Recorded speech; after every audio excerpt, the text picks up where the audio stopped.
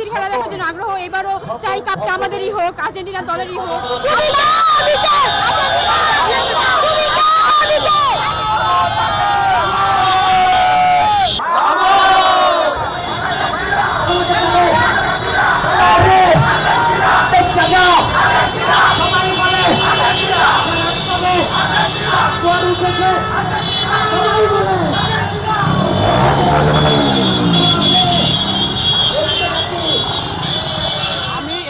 করার পরে আমি দেখছি এই দলটা 3টা কাপ নিছে।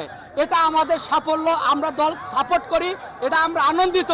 বাট আমাদের যারা খোসা মেরে কথা বলে তাদের উদ্দেশ্যে আমার এই মেসেজ,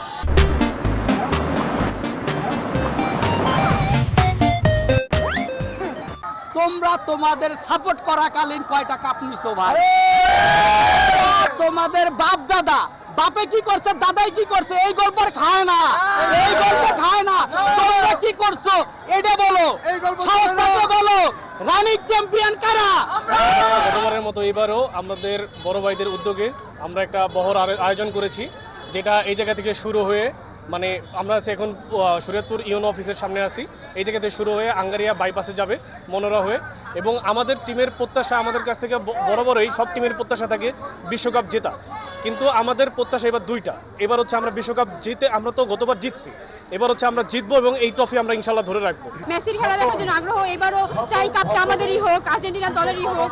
আজকের আর্জেন্টিনা আমাদের সকল মিলন মেলা এখানে আমরা হয়েছি এবং আজকের কার্যক্রম সুষ্ঠুভাবে আমাদের সুশৃঙ্খলভাবে আমরা করতে সক্ষম হয়েছি।